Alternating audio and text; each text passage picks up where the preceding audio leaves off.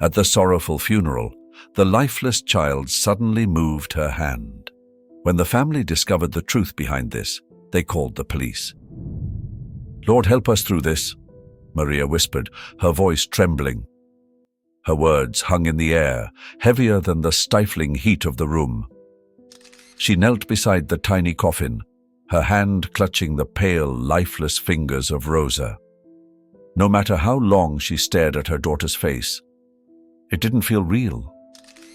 Rosa was supposed to be full of life, running, giggling, asking questions no one had answers to. Now she lay still, her small body fragile and cold, as if life had slipped away when no one was watching. The air inside the Mendoza home was thick with sorrow. Every creak of the wooden floor, every sniffle from the neighbors who had come to pay their respects, every soft murmur of prayer echoed like a drumbeat of grief. Maria barely heard the whispers around her. "She was so young," someone said near the doorway. "Such a sweet little thing," murmured another. Maria clenched her jaw. They didn't mean any harm, but their words felt like salt on a wound. Rosa was more than just a sweet little thing. She was her whole world. Lucia, Maria's elder sister, stood silently in the corner of the room. Her sharp eyes scanned Rosa's face and body with a nurse's instinct. Something didn't sit right with her. She couldn't shake the memory of Maria's frantic calls from last week, describing Rosa's fever and strange symptoms. She was struggling to breathe, her lips turning blue, Maria had said. And now this. Lucia narrowed her eyes. No, this wasn't right. Something about the way Rosa had been declared gone so quickly, at that clinic, gnawed at her. Maria's husband, Alejandro, walked into the room, his steps slow and measured, as though he were balancing the weight of the world on his shoulders. He placed a hand on Maria's shoulder, offering silent support. His eyes were red, though he hadn't shed tears in front of anyone. It was his way, strong, stoic, but Maria knew he was breaking inside. Outside the small home, the villagers gathered in somber clusters, their murmurs mingling with the distant hum of cicadas. Doña Elena, the neighbor who had known Maria since she was a child, sat on the porch steps, dabbing her eyes with a faded handkerchief.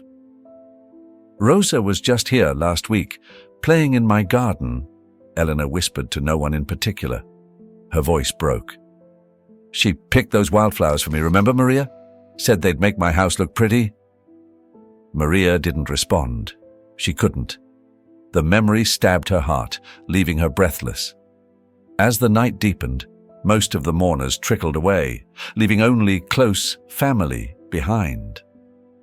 The small room grew quieter, the only sounds the creak of a rocking chair and the occasional sighs of grief. Lucia stayed by the doorway, her unease growing. She couldn't ignore the nagging feeling. "I'm telling you, Maria," she finally said, breaking the silence. "There's something not right here." Her tone was low but firm. "Rosa's fever wasn't normal, and the way that doctor dismissed it." Maria shook her head, her lips quivering.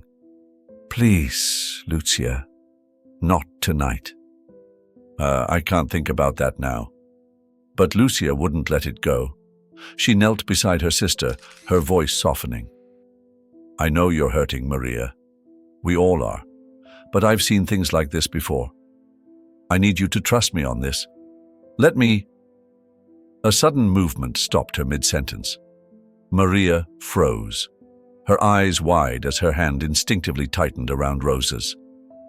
"Lucia," she whispered hoarsely, "did you see that?" "What?" Lucia leaned closer, her heart racing. Her hand, it moved. Lucia's breath caught. She stared at Rosa's tiny fingers, her mind racing to process what Maria had said.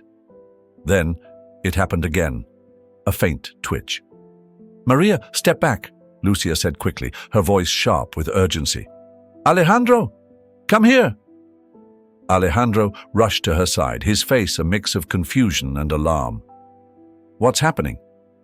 "I don't know yet," Lucia said, her eyes never leaving Rosa. She reached out, her fingers trembling as they felt for a pulse. It was faint, but it was there. "She's alive," Lucia whispered, her voice almost inaudible. Maria let out a strangled sob, her hands flying to her mouth. "Rosa!" Alejandro stood frozen for a moment, then sprang into action. "Call someone! We need help!" The room erupted in chaos. Chairs scraped against the floor as people rushed to make space. Alejandro barked instructions to a neighbor to bring a phone, while Lucia worked quickly, her training taking over. "Stay calm, Maria," Lucia said firmly. "We need to get her to the hospital now. Don't lose focus." Maria nodded through her tears, cradling Rosa in her arms as though holding on to the miracle unfolding before her. "Don't leave me, mi niña," she whispered, her voice breaking. "Don't you dare leave me. Turn left here, faster." Lucia's voice was sharp, cutting through the panic that filled the cramped car. Javier gripped the steering wheel tighter, his knuckles white, as the tires screeched against the cracked pavement. The dim streetlights barely illuminated the winding road ahead, but he couldn't afford to slow down. Not now. Maria sat in the back seat, Rosa wrapped tightly in her arms. The girl's tiny chest moved in shallow, uneven breaths, each one like a fragile thread holding her to this world. "Please, Dios mío, please don't take her," Maria whispered, rocking back and forth. Her fingers brushed Rosa's cheek, still cool to the touch.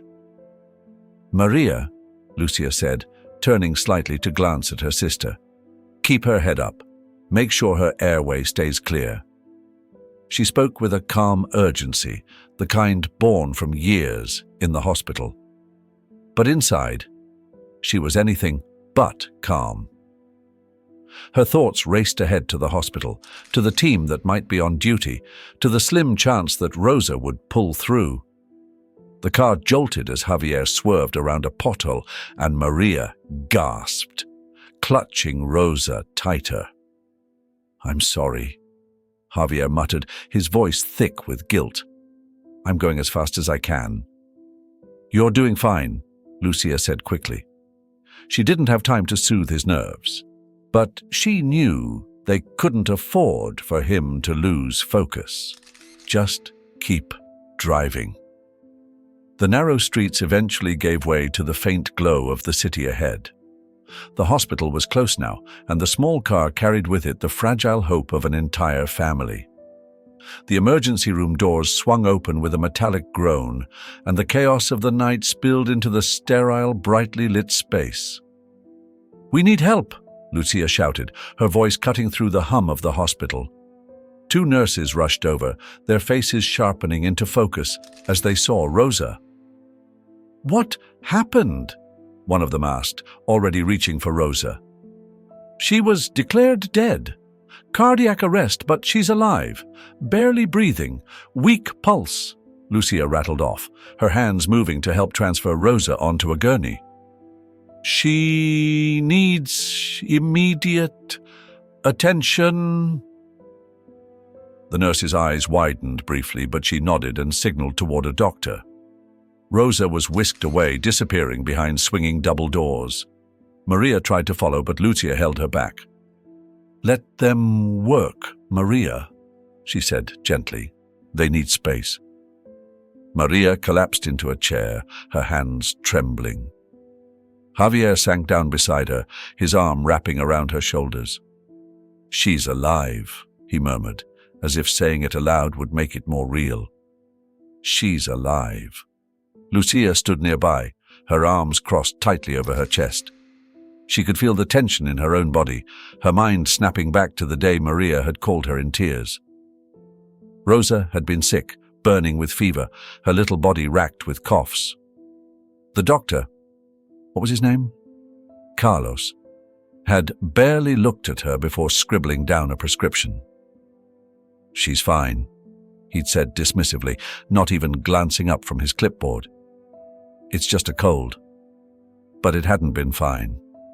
Lucia's jaw tightened as the memory surfaced. She should have gone with Maria that day, should have insisted Rosa get more tests. How could that man have been so careless? Minutes stretched into an eternity as the family sat in the waiting area. A clock ticked somewhere in the background, each second hammering into Maria's chest. Javier held her hand, his grip steady, but his face betrayed the fear he was trying to hide. The door creaked open, and a young nurse stepped into the waiting room, her shoes squeaking faintly against the tiled floor. "Mr. and Mrs. Mendoza," she called softly, her voice tinged with both exhaustion and hope. Maria shot up from her chair so quickly that she almost stumbled. Javier caught her by the arm, steadying her as they both rushed toward the nurse. Yes, we're here," Maria said, her words tumbling over each other. "She's stable," the nurse said with a small, reassuring smile. "Rosa's made it through the worst of it.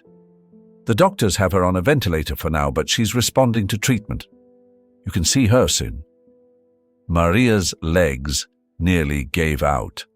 Tears spilled down her cheeks and she clutched Javier's arm, sobbing uncontrollably. "Thank you," she whispered, over and over again like a prayer. Javier, usually the composed one, turned away for a moment, wiping at his eyes. When he looked back at the nurse, his voice cracked. "Can we see her now?" "In just a few minutes," the nurse replied, placing a gentle hand on Maria's shoulder. "The doctors are finishing up some checks. I'll come get you when she's ready." Maria nodded, her hands clasped together as though holding on to the news like a fragile gift. She sank back into her chair, overwhelmed by relief and gratitude. Javier sat beside her, his arm around her shoulders, holding her close. The room where Rosa lay was filled with the hum of machines, the faint beeping of monitors creating a rhythmic backdrop. Maria hesitated at the doorway, her heart pounding as she took in the sight of her daughter. Rosa's small body looked even tinier against the hospital bed, her face pale, her chest rising and falling in shallow but steady breaths. "Come on," Javier murmured, guiding Maria gently inside. Lucia was already there, standing at the foot of the bed, with her arms crossed tightly. She turned when Maria and Javier entered, her face a mixture of relief and exhaustion. "She's a fighter," Lucia said softly. "I told you she wouldn't give up." Maria approached the bed slowly, her trembling hand reaching out to touch Rosa's forehead. It was warm now, no longer the cold, lifeless skin she had felt just hours before. "Mi niña," she whispered, her voice breaking. Javier stood on the other side of the bed, his hand covering Rosa's small one. "You scared us, baby girl," he said quietly, his eyes glistening with tears. For the next few hours, they didn't leave her side. Nurses came and went, adjusting machines and checking vitals, but Maria and Javier barely noticed. They were focused on Rosa, on the small signs of life that filled them with hope. Over the next few days, Rosa's condition slowly but steadily improved. The medical team moved her off the ventilator, and though her breaths were weak, they were her own. Dr. Herrera, the lead physician, assured the family that Rosa's progress was promising. "She's stable, but she'll need time and care to fully recover," Dr. Herrera explained one afternoon. "We're running more tests to rule out any complications. She's in good hands." Maria hung on to every word, nodding fervently.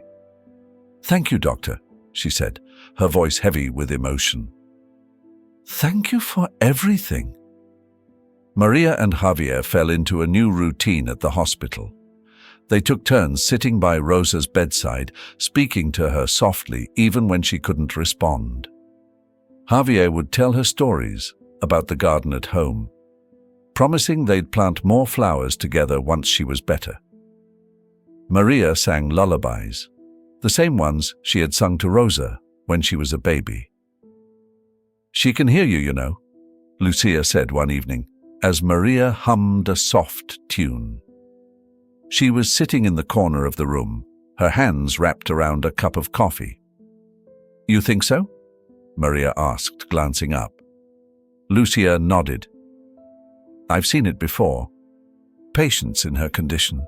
They know when their loved ones are near. Keep talking to her. It helps." Maria smiled faintly and turned back to Rosa. "Did you hear that, mi amor?" she murmured. "You've got your whole family right here, waiting for you. We're not going anywhere." Lucia leaned back in her chair, her arms crossed as she watched Rosa's steady breathing. Relief had taken root in her chest, but it was fragile, like a sapling swaying in the wind. Something still gnawed at her, a memory that wouldn't settle. Her mind circled back to the clinic, to the cramped room where Dr. Carlos had barely glanced at Rosa before scribbling a prescription. He hadn't checked her vitals, hadn't ordered tests, hadn't even seemed concerned when Maria described the bluish tint to Rosa's lips. "It's a cold," he'd said dismissively, his voice sharp and impatient. "Kids get sick all the time." Lucia's jaw tightened.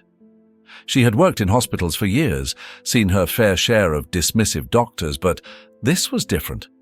There had been no thorough examination, no real care.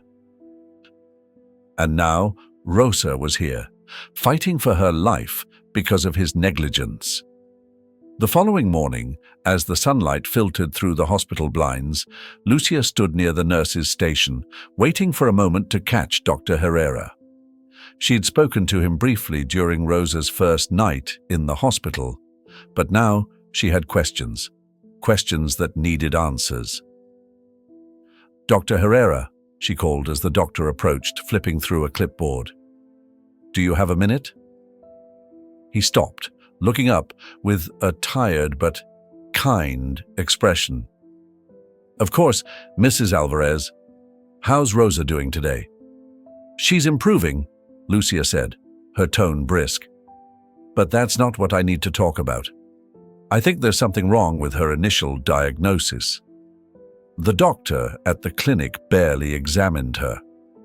He sent her home with nothing more than cold medicine, and now she's here." Dr. Herrera frowned, his brow furrowing. "Do you know the name of the doctor?" "Carlos." "I didn't catch his last name, but it was at the clinic near Maria's house, on Calle Azul." The doctor's expression darkened. "I've heard complaints about that clinic before," he admitted. "They're not officially affiliated with any hospitals, and I've seen patients come in with conditions that should have been caught much earlier." Lucia's chest tightened. "Is there anything you can do? Someone has to look into this. He can't keep practicing if this is how he treats people." "I'll make a report," Dr. Herrera said. "It'll go to the local health board.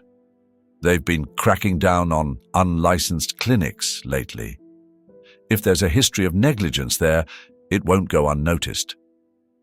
Back in Rosa's room, Maria sat beside her daughter, holding her hand and humming a soft tune. Javier was outside on a phone call, speaking to one of his brothers about what had happened.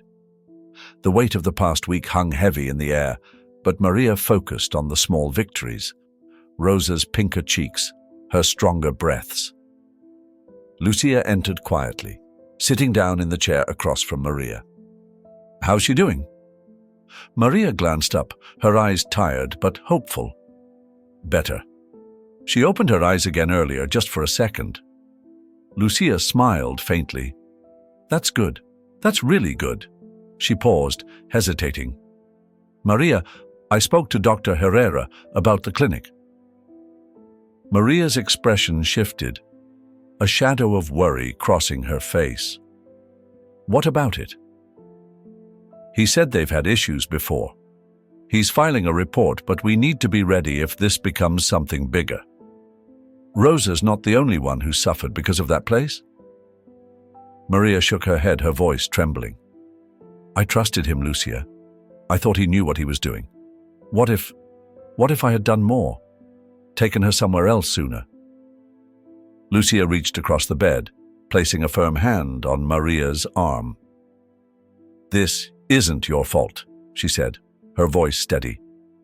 "You did everything you could with the information you had. The fault lies with him, not you." Maria nodded, but tears slipped down her cheeks. She brushed them away quickly, focusing her gaze back on Rosa. By the end of the week, the investigation into the clinic had begun. Dr. Herrera's report, combined with similar complaints from other patients, caught the attention of local authorities. Inspectors arrived unannounced, reviewing records and questioning staff. What they found was worse than anyone had imagined. Dr. Carlos wasn't licensed to practice medicine. His credentials were forged, and the clinic was operating without proper permits. The medications he prescribed were often outdated or entirely ineffective, leaving countless patients vulnerable. When the news broke, it spread like wildfire. Local television stations ran stories about the unlicensed clinic, interviewing families who had been affected. Maria and Javier declined to appear on camera, but their neighbors were vocal.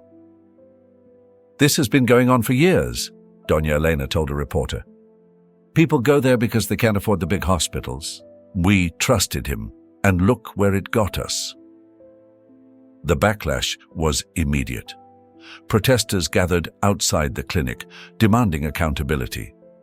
The health board announced stricter regulations for clinics across the region, promising to shut down any that didn't meet standards. Javier sat at the kitchen table, his hands clasped tightly as he stared at the folder of documents in front of him.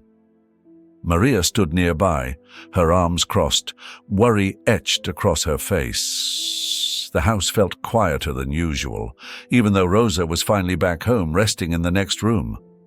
Her recovery had been slow, but steady, a small miracle in the chaos of their lives. "We have to do this," Javier said finally, breaking the silence. His voice was calm, but there was steel in it. Maria nodded, though her hesitation was clear. "I know," she said softly. "But it's not just for us, Javier. What about the others? The families who didn't get a second chance?" He reached for her hand, giving it a reassuring squeeze. "That's why we're doing it. For Rosa. For them. We can't let him get away with this." The decision to file a lawsuit against Dr. Carlos and his clinic had not come lightly. The Mendoza family knew it would be a long and difficult fight, but they were determined. Javier reached out to a lawyer recommended by Lucia, a man named Antonio Rivera, who had experience in medical malpractice cases. Antonio was thorough and methodical, guiding the Mendozas through every step. He interviewed Maria and Javier in detail, gathering every piece of evidence they had: the initial prescription, the vague notes from the clinic, and the hospital records documenting Rosa's true condition. "We're going to need more," Antonio said one evening, after hours spent poring over documents. "Other families, witnesses. If this clinic has been doing this for years, we'll find them." And they did. Word spread quickly through their community. Maria and Javier were inundated with calls and visits from neighbors and strangers alike. Parents, siblings, even elderly patients who had suffered under the care of Dr. Carlos. Each story added weight to their case, a chorus of voices demanding justice. The community's support grew louder with each passing week. Non-profit organizations began reaching out, offering legal advice and even financial support to help the Mendozas cover court fees. Local media outlets ran stories highlighting Rosa's fight for survival, turning her into a symbol of hope and resilience. One evening, as Maria sat by Rosa's bedside, she received a call from a mother in a nearby town. "I saw your story on the news," the woman said, her voice trembling. "My son. He went to that clinic too. I think they missed something important and now he's gone. I want to help if I can." Maria listened, tears streaming down her face. She didn't interrupt, letting the woman pour out her grief. When the call ended, Maria wiped her cheeks and whispered to Rosa, "We're doing the right thing, mi amor, for you and for all the others." As pressure mounted, the government couldn't ignore the outcry. Investigations into private clinics across Mexico intensified, revealing a disturbing pattern of negligence and corruption. Inspectors shut down dozens of facilities operating without proper licenses, and Dr. Carlos's clinic was at the center of the scandal. "They're scared," Antonio said during one of their meetings. "The authorities don't want this to blow up even more, so they're making moves. That's good for us." Still, the fight was far from over. Dr. Carlos's legal team pushed back hard, filing motions to dismiss the case and painting their actions as mistakes rather than outright negligence. "They'll try to frame this as a tragic but unavoidable situation," Antonio warned the Mendozas. "But we have the facts on our side." The day of the first hearing arrived with an air of quiet tension. The courtroom was packed. Journalists, supporters of the Mendozas, and even protesters who had followed the case closely. Maria sat beside Javier, her hands folded tightly in her lap, while Antonio stood confidently at the plaintiff's table. Dr. Carlos sat across the room, flanked by his lawyers. He looked pale and uncomfortable, his usual bravado replaced by unease. The defense tried to argue that Rosa's case was an isolated incident, that there was no way Dr. Carlos could have predicted her condition would worsen so rapidly. "Medical professionals aren't perfect," their lead attorney said, his voice measured. "Dr. Carlos acted within his capacity given the information he had at the time." Antonio was ready. He stood and presented the court with a stack of reports, test results, and testimonies from other patients. He pointed out the inconsistencies in Dr. Carlos's records, the lack of proper diagnostic procedures, and the sheer number of similar complaints against the clinic. "This is not a case of human error," Antonio said, his voice firm. "This is negligence, plain and simple. Dr. Carlos didn't just fail Rosa, he failed every single patient who trusted him with their health." The testimonies from other families were devastating. Parents spoke of children who had died needlessly, of illnesses that could have been treated if they'd been caught earlier. Elderly patients described misdiagnoses and improper treatments. By the time Antonio rested his case, the courtroom was heavy with emotion. When the judge finally delivered the verdict, Maria held her breath, her hands gripping Javier's. "In light of the overwhelming evidence presented," the judge began, her voice steady, "this court finds Dr. Carlos and his clinic liable for gross negligence, resulting in harm to multiple patients, including Rosa Mendoza. Compensation will be awarded to the plaintiffs, and the clinic will be permanently closed." Maria let out a sob of relief, burying her face in Javier's shoulder. He held her tightly, his own tears falling silently. Around them, supporters clapped and cheered, their voices echoing in the small courtroom. The small office that Javier had rented for Bright Horizons was modest, a single room with mismatched chairs and a second-hand desk. Yet, to him, it was the beginning of something much larger. He stood in the doorway one morning, his arms crossed, watching as volunteers bustled around, stacking boxes of medical supplies and organizing files. "Javier, these just came in," called a young man in a faded blue shirt, holding up a clipboard. "It's another shipment of antibiotics for the clinic in Chiapas." Javier nodded, his face thoughtful. "Make sure they're distributed evenly. We don't want anyone going without." Bright Horizons had started as an idea, a dream fueled by Rosa's survival and the lessons learned from their ordeal. Now, it was a movement. The organization's first major project was simple yet vital, connecting low-income families with reputable doctors and hospitals. Javier and his small team worked tirelessly, traveling to remote towns to establish partnerships and hosting free health fairs in underserved communities. Maria's role in Bright Horizons quickly grew beyond anyone's expectations. While Javier focused on logistics and outreach, Maria became the organization's voice, her quiet determination resonating with audiences far and wide. At a conference in Monterrey, Maria stood before a packed auditorium, her hands resting lightly on the podium. She took a deep breath, her eyes scanning the room. 6 months ago, she began, her voice steady, I thought I had lost my daughter. Rosa was declared dead by a doctor who never took the time to truly see her. Today she's alive because someone else did. Someone who cared enough to look deeper. The audience sat in silence, captivated by her words. Maria shared not only Rosa's story, but also the stories of countless families who had come forward since the lawsuit. She spoke about the need for accountability, for compassion in medicine, and for systemic change. Being a doctor is more than a profession, she said, her voice breaking slightly. It's a responsibility, one that can mean the difference between life and death, not just for patients, but for entire families. By the time Maria finished, the room erupted in applause. Doctors, nurses, and administrators approached her afterward, some wiping tears from their eyes.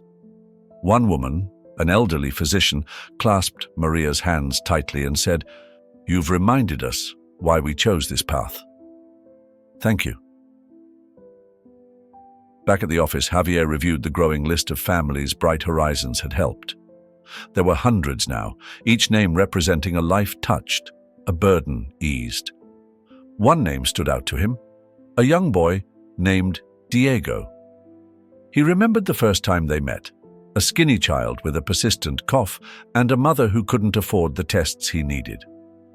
Thanks to Bright Horizons, Diego had received treatment at a partnered hospital and was now thriving. Javier picked up his phone and dialed Diego's mother. "Señora, it's Javier Mendoza," he said warmly. "I just wanted to check on Diego. How's he doing?" The woman's voice cracked with emotion. "He's healthy, Señor Mendoza. He's even playing soccer now." "I don't know how to thank you." "You don't need to," Javier replied. "Just tell him to keep scoring goals." Bright Horizons continued to grow, earning recognition both locally and nationally. They received grants to fund their programs and expanded their operations to include mobile clinics, bringing healthcare to remote villages where doctors were a rarity. Rosa, now a lively and curious 7-year-old, often joined her parents at events. She would stand quietly by Maria's side, her wide eyes taking in the crowds and cameras. At a health fair in Oaxaca, a journalist approached Rosa, kneeling to her level. "Do you know how special you are, little one?" Rosa tilted her head, her dark curls bouncing. "Why?" she asked, her voice soft but clear. "Because your story has helped so many people," the journalist said with a smile. Rosa looked thoughtful for a moment before replying, "I think my mama and papa did that." Maria, overhearing, laughed gently and crouched beside her daughter. "We did it together, mi amor," she said, brushing a stray curl from Rosa's face. Meanwhile, the impact of Rosa's case rippled through Mexico's healthcare system. Under mounting public pressure, the government introduced strict regulations for private clinics. Inspections became routine, and those that failed to meet standards were shut down immediately. Medical schools also took notice. At the Universidad Nacional Autónoma de Mexico, Rosa's story became a case study in ethics classes. Professors used it to teach future doctors about the dangers of complacency and the importance of thoroughness in patient care. "We're not just treating symptoms," one professor told his students. "We're treating people, mothers, fathers, daughters, like Rosa. Never forget that." Hospitals followed suit, implementing reforms to ensure accountability at every level. The facility where Rosa had been treated introduced new protocols for diagnosing critical conditions, setting a standard that other hospitals began to adopt. The changes extended beyond institutions. Ordinary citizens became more vocal in demanding transparency and quality care. Community health groups sprang up, organizing workshops to educate families on their medical rights and how to advocate for themselves. One evening, as Maria prepared dinner, Javier sat at the table, reading an article about the reforms. "They're calling it the Rosa Mendoza effect," he said, his voice tinged with pride. Maria turned, wiping her hands on a towel. "What do you think Rosa would say if she knew?" Javier chuckled, glancing toward the living room where their daughter was drawing. "She'd probably ask if she could have a cookie." Maria smiled, her heart swelling. "Let's make sure she always has one." Waiting. Bright Horizons' annual gala was held that December, a celebration of everything they had accomplished. Families who had been helped by the organization filled the room, sharing laughter, tears, and gratitude. Rosa, dressed in a pale blue dress, stood between her parents as Javier addressed the crowd. "This isn't just our story," he said, his voice steady. "It's yours. Every one of you here tonight has shown what can happen when we come together, not just to fight injustice, but to build something better." As the crowd applauded, Rosa tugged on Maria's sleeve. "Mama, is it okay if I go play now?" Maria laughed, bending down to kiss her daughter's cheek. "Go ahead, mi amor. You've earned it." Watching Rosa run off, her laughter echoing through the room, Maria and Javier shared a quiet smile. Their journey had been hard, but it had brought them here, to a place of healing, hope, and love. The story of Rosa Mendoza and her family is a deeply moving journey of resilience, love, and transformation. From the depths of despair, when Rosa was wrongly declared dead, to her miraculous revival and the relentless fight for justice, the narrative showcases the unyielding strength of human determination. It's not just a story of survival. It's a testament to how tragedy can spark meaningful change. The Mendoza family's perseverance in the face of overwhelming odds is profoundly inspiring. Maria's unwavering devotion to her daughter, Javier's steady resolve, and Lucia's sharp instincts create a portrait of familial strength and unity. Their efforts culminate in the establishment of Bright Horizons, a beacon of hope for countless other families in need. This transformation, from victims to advocates, underscores the power of turning personal pain into a catalyst for communal healing. The story also offers a powerful commentary on accountability and compassion, particularly in fields like medicine, where lives hang in the balance. It teaches us that negligence can have far-reaching consequences, but also highlights how collective action can correct systemic wrongs. Above all, it reminds us that love, hope, and unity have the power to overcome even the darkest of times, leaving a lasting impact on individuals and society alike. If this story touched your heart, don't forget to like and share it. Leave a comment to tell us how it inspired you, and if you haven't already, subscribe to the channel. May God bless you and be with you every step of the way.